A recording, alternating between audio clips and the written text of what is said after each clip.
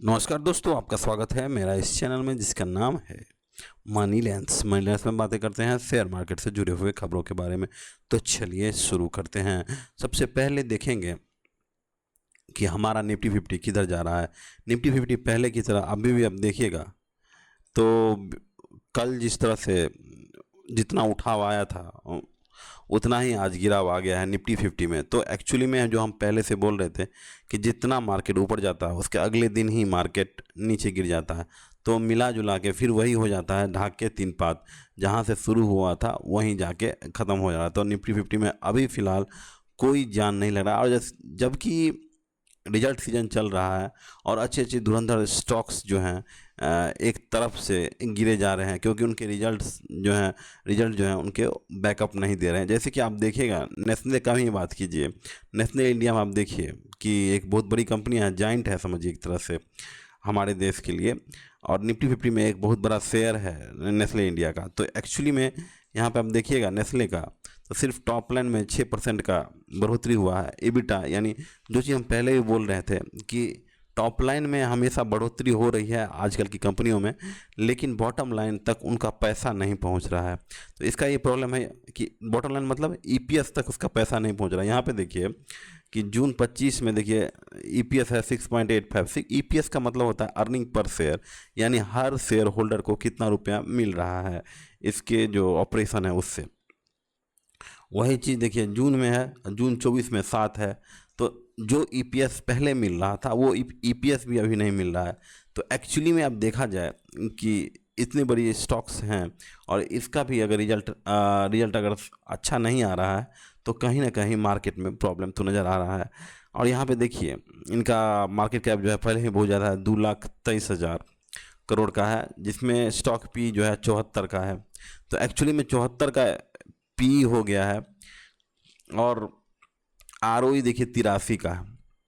ROE जो होता है वो किसी कंपनी का ये बताता है कि कंपनी कितनी अच्छी है। अगर हाई आरओई है तो वो बताएगा कि कंपनी वो अच्छी है। जितना कम आरओई मतलब आरओई का मतलब होता है कि ये कितना रिटर्न करता है शेयर होल्डर इक्विटी पे। आरओई होता है return on return divided by जो इक्विटी होता है शेयर होल्डर्स इक्विटी, वो आरओई बताता है। यानी एक शेयर होल्डर का पैसा को कितना अच्छा से यूटिलाइज करता है ये कंपनी। तो इसमें बहुत ही अच्छा है। लेकिन आरओई को समझिए कि एक जो है किसी कॉलेज का डिग्री है। अगर हार्वर्ड स्टैनफोर्ड से अगर किया हुआ है तो उसको 83 84 85 या 100 का आरओई देंगे। अगर वही कोई बलिया यूनिवर्सिटी से पढ़ा है उसका आरओई बहुत कम होगा। तो आप ये समझने वाली बात है। तो आरओई है उतना, और यहाँ पे सेल्स ग्रोथ है यहाँ पे देखिए 3% और प्रॉफिट ग्रोथ -7%। तो अगर आप हार्वर्ड से एमबीए किए हुए हैं लेकिन फिर भी आप जो है एक सरकारी नौकरी के लिए मर रहे हैं, यानी जिसमें ग्रोथ आपका सिर्फ बहुत कम है, तो ऐसे डिग्री का आपका क्या करना। जब एमबीए आप एक एक बलिया यूनिवर्सिटी से एमबीए करके भी आप अगर दाखिला ले सकते हैं, दाखिला के आप नौकरी कर सकते हैं एमबीए में वहीं पे। तो अगर वहीं पे एक कैंडिडेट अगर हार्वर्ड से करके आया है एमबीए, तो एक्चुअली में दोनों में तो कोई डिफरेंस होगा नहीं। दोनों में कोई डिफरेंस नहीं है, दोनों में बहुत डिफरेंस है। लास्ट में तो कोई डिफरेंस नहीं आएगा, लेकिन दोनों का जो है दोनों का डिग्री में बहुत अंतर है। तो एक्चुअली में आप हार्वर्ड से करके आए हैं, फिर भी आप एक ग्रामीण क्षेत्र में काम कर रहे हैं, तो काफ़ी एक बुरा माना जा रहा है। ठीक है, तो ये चीज़ आपको समझने वाली बात है। तो यहाँ पे आप देखेंगे 6% का टॉप लाइन ग्रोथ हुआ और बॉटम लाइन में कुछ भी, यानी ईपीएस तक पैसा ही नहीं पहुँच रहा है। जिस तरह से नेस्ले को बहुत पहले ही बोला गया था कि भाई ये तो मोनोपोली है, मैगी बेचेगी, मैगी में मोनोपोली है, बेबी फूड में है। तो आपको ये समझना होगा कि इसका जो सेल्स है उसका कितना परसेंट मैगी है, कितना परसेंट लोरियल पेरिस है, कितना परसेंट बेबी फूड है। तो वो देखने वाली बात होगी। अगर आप वो चीज़ आप एनालाइज कर लीजिएगा तो आप पकड़ लीजिएगा कि ये स्टॉक कब भागने वाला है। लेकिन अब जिस तरह से आप देखिएगा इसके स्टॉक पी अगर देखिएगा तो कभी ये अपना हाईएस्ट पी यही देखिए 80 89 के आसपास चल रहा था, जो भी गिर के 75 के आसपास पहुंच चुका है। तो अब जो है जिस तरह से सेल्स ग्रोथ धीरे धीरे कम हो रहा है, अब ये देखिएगा पी कंट्रैक्शन का समय आ चुका होगा और पी कंट्रैक्शन धीरे धीरे ये पी कंट्रैक्शन करेगा। तो अगर आपका इसका 10 साल का सेल्स ग्रोथ देखिए 7% है, प्रॉफिट ग्रोथ मात्र 10% है, स्टॉक प्राइस CAGR 14% है। तो आप जो है समझिए कि इसका स्टॉक प्राइस हर साल 14% बढ़ता है।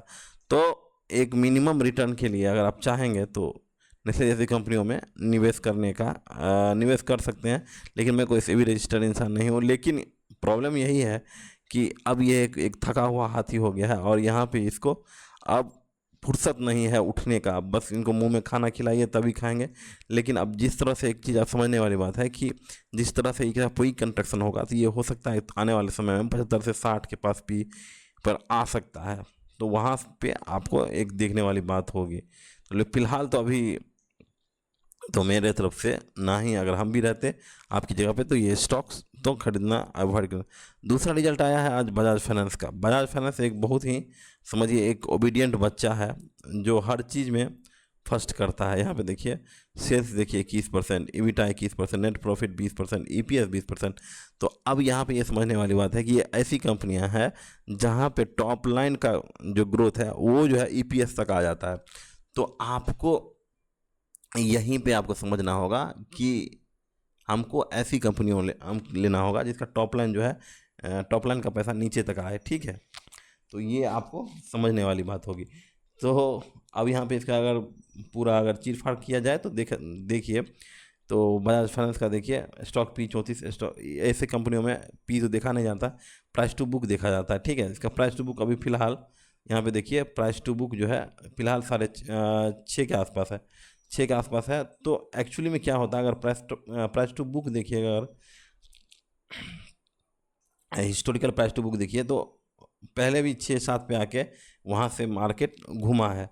तो यहाँ पे अगर 6 पे लीजिएगा तो और 900 का प्राइस है, 960 का प्राइस है, तो कहीं ना कहीं आपको यहाँ से फ़िलहाल तो पैसा बनना मुश्किल ही होगा। अगर ये प्राइस टू बुक अगर 2-4 के आसपास आता है तो एक बार अपने फाइनेंशियल कंसल्टेंसी से ज़रूर बात कर लेंगे, तो वहाँ से आपको क्लैरिटी मिलेगी कि क्या ये लेना है या नहीं लेना है। तो अब देखिए इसका कभी हाई पी जो 10-12 चला गया है, तो वो एक बुल मार्केट था 2020 के बाद एक बुल मार्केट था जहाँ पे इसका पी जो है प्राइस टू बुक 11-12.5 के आसपास पहुँच गया था। तो फिलहाल अभी 6 के आसपास चल रहा है। लेकिन बहुत दिन से आप देखिएगा ये 4-4.5 हम सोच रहे थे कि 3.5 के आसपास आए, तो देखा एक बार हम भी देख सकते हैं। तो इसका जो टॉप लाइन बॉटम लाइन सब कुछ एकदम पिक्चर परफेक्ट है। अगर आप कहीं रिस्क एकदम से यही चीज़ पहले हो रहा था, लेकिन अब फिलहाल जो जिस तरह से 30% 40% के आसपास जो ग्रोथ हो रहा था बजाज फाइनेंस में, वो अब जो है लिमिटेड हो गया है। यही प्रॉब्लम था पहले HDFC बैंक के लिए, जहाँ पे टॉप लाइन ग्रोथ भी 30% 40% होता था, वहाँ तक बॉटम भी 30% 40 होता है। लेकिन जैसे जैसे कंपटीटर्स बढ़े हैं मार्केट में, प्राइवेट सेक्टर की कंपनियाँ आई हैं, तो इनका मार्जिन भी कम हुआ। उसी तरह आप देखिए बजाज फाइनेंस में भी अब देखिए अलग अलग कंपनियां, फाइनेंस की कंपनियां आने से इसका भी प्रॉफिट मार्जिन में कमी आ गया है। ठीक है, तो यहाँ पे ये समझने वाली बात होगी। अगर धीरे धीरे अब देखिए अगर 3-3.5 के आसपास प्राइस टू बुक आता है तो एक बार अपने फाइनेंशियल एडवाइजर से ज़रूर मिलने का प्रयास करेंगे। अगर आपको भी किसी स्टॉक में अगर फंसे हुए हैं तो नीचे ज़रूर कमेंट कीजिए, हम उसका आंसर वीडियो में ज़रूर देंगे। Thank you, have a nice day.